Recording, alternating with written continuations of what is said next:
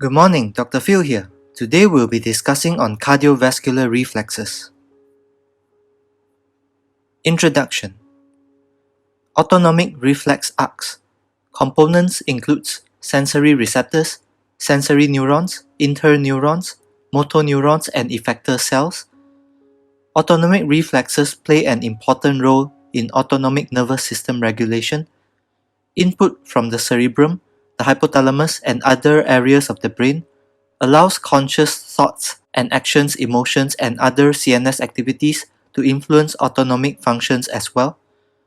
Autonomic reflexes such as cardiovascular reflexes adjust cardiac muscle, smooth muscle, and glandular tissues in response to various stimuli.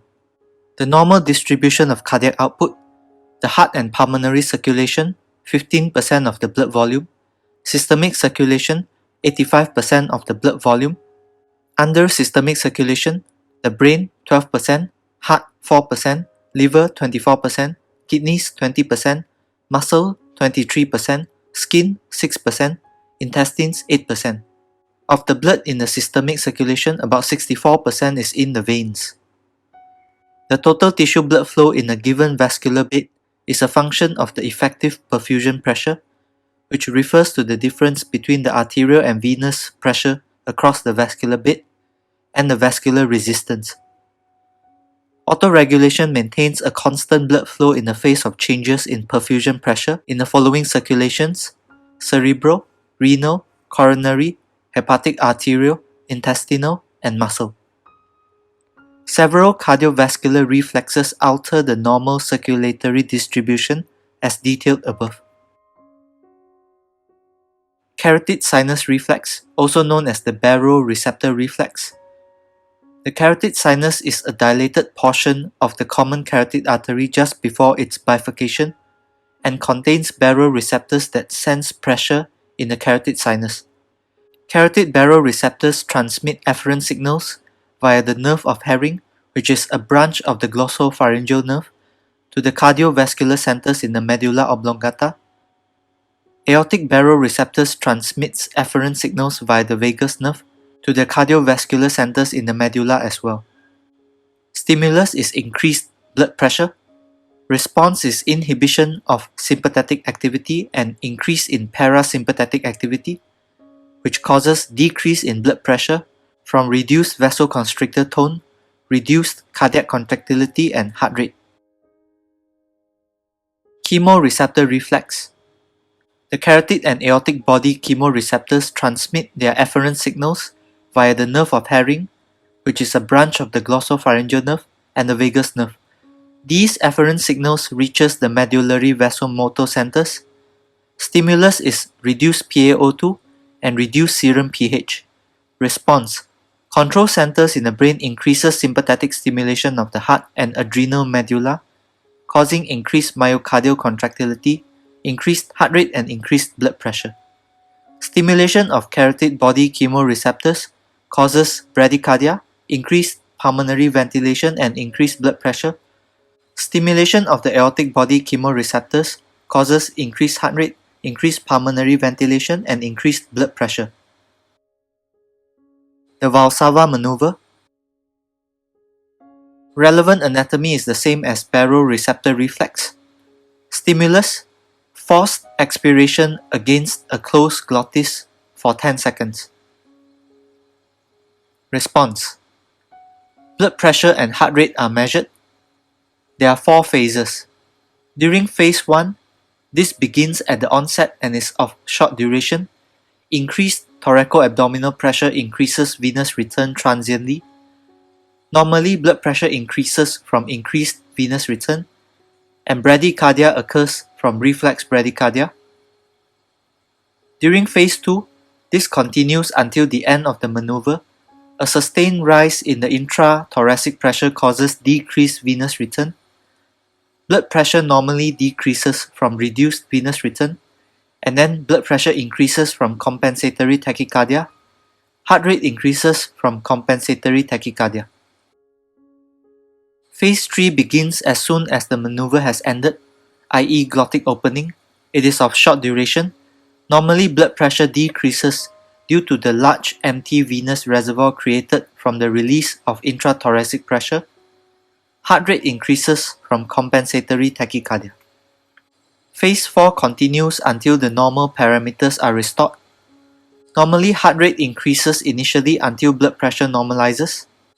Then heart rate reduces due to reflex bradycardia as blood pressure is raised from tachycardia and restoration of venous return. The heart rate then normalizes when blood pressure normalizes. Blood pressure increases initially from tachycardia and restoration of venous return. Then it normalizes when heart rate normalizes. Uses of the Valsalva maneuver to assess for abnormal responses and to terminate a supraventricular tachycardia. In autonomic neuropathy or quadriplegia, there is a diminished baroreceptor reflex, resulting in an excessive drop in blood pressure during phase 2, no BP overshoot in phase 4, and no bradycardia in phase 4. Thus, the Valsalva maneuver provides a measure of sympathetic, vagal, and baroreceptor function. In congestive heart failure, a square wave response occurs characterized by a rise in blood pressure during phase 2, as raised venous pressure enables venous return to be maintained during this phase. There is no BP overshoot in phase 4, and there are minimal changes in heart rate. Muller's maneuver. The stimulus is inspiratory effort against a closed airway. Reduced pleural pressure results in increased left ventricular volume due to reduced afterload. Response. Both right and left ventricular end diastolic volume increases. Left ventricular end diastolic pressure reduces or is unchanged.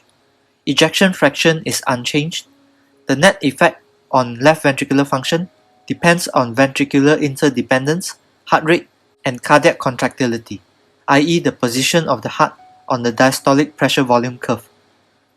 This maneuver may cause ventricular akinesis secondary to increased wall stress, increased myocardial oxygen demand, increased left ventricular transmural pressure, and reduced motion in non-functional ventricular myocardium.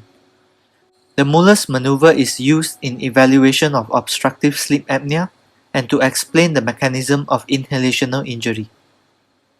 In the evaluation of obstructive sleep apnea, it is used to identify areas of bronchial tree collapse by using a scope inserted during the maneuver. It may determine whether the patient will benefit from uvulopalatopharyngoplasty. However, the use of the Muller's maneuver for this indication is non-specific and has questionable utility. To explain the mechanism of inhalational injury, pneumomediastinum detected in an inhalational drug abuser indicates that huffing was possibly used as a method for drug inhalation. Negative pressure pulmonary edema may result from generation of high negative intrathoracic pressure to overcome upper airway obstruction during this maneuver. Cushing's reflex. The stimulus is cerebral ischemia secondary to increased CSF pressure compressing cerebral arteries. Kindly refer to the video on raised ICP for further information. Response. Physiological compensatory mechanisms occur to attempt to increase arterial pressure sufficient to reperfuse the brain. Increased sympathetic activity causes severe peripheral vasoconstriction as a result of this reflex, causing hypertension. Hypertension stimulates the baroreceptor reflex, causing reflex bradycardia. Distortion or increased pressure on the brainstem causes irregular respiration. Von Bezold-Jarisch reflex. Ventricular chemoreceptors and mechanoreceptors transmit afferent signals via unmyelinated vagal C fibers to the medullary cardiovascular centers. Stimulus includes noxious stimuli to either ventricle associated with myocardial ischemia, severe hypovolemia, coronary reperfusion, aortic stenosis, neuraxial anesthesia associated with sympathetic blockade and an empty ventricle, and vasovagal syncope. Response. Parasympathetically induced coronary vasodilation, bradycardia, and hypotension. Inhibition of sympathetic outflow from vasomotor centers causes hypotension. Cardiogenic hypertensive chemoreflex. Relevant anatomy. The left coronary artery supplies the chemoreceptors located between the aorta and the pulmonary artery. The efferent reflex pathway is the intrathoracic vagal branches. The efferent reflex pathway via phrenic, vagal, and sympathetic routes. Stimulus is serotonin. Response: arterial pressure increases markedly in 4 to 6 seconds due to increased inotropy and increased peripheral vasoconstriction. This reflex may be the mechanism whereby hypertension occurs during angina, myocardial infarction, and after coronary bypass grafting. This reflex may be abolished by vagotomy, atropine, and local anesthesia of the intertruncal space. Bainbridge atrial reflex. Relevant anatomy. Increased right atrial pressure directly stretches the SA node. SA node automaticity becomes enhanced, increasing the heart rate. The efferent reflex pathway are the vagal myelinated efferent fibers and the sympathetic efferent fibers.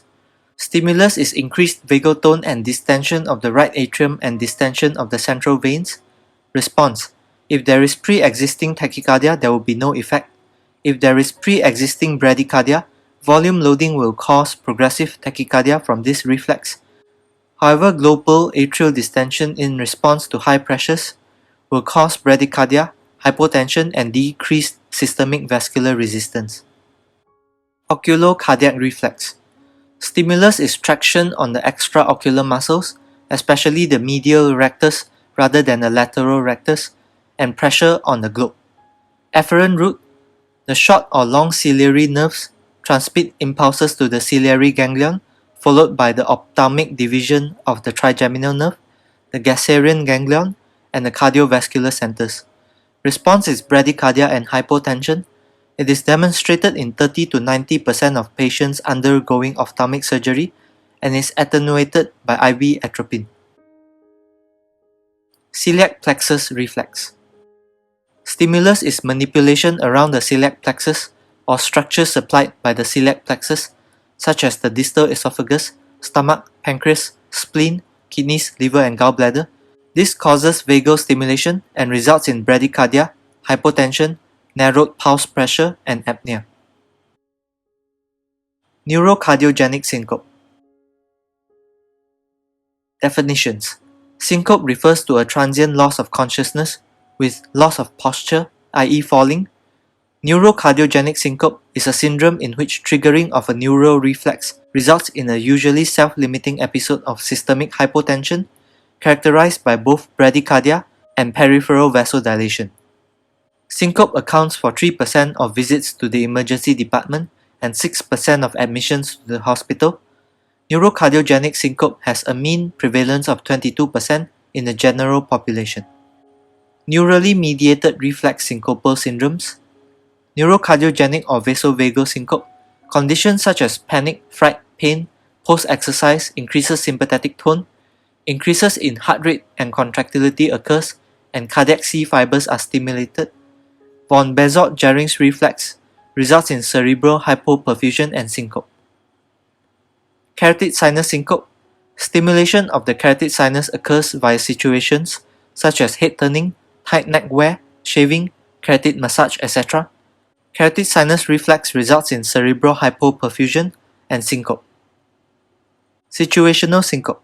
Stimulation of genitourinary and gastrointestinal receptors, cerebral cortex and cardiopulmonary receptors occur via coughing, sneezing, swallowing, defecation, micturition, etc.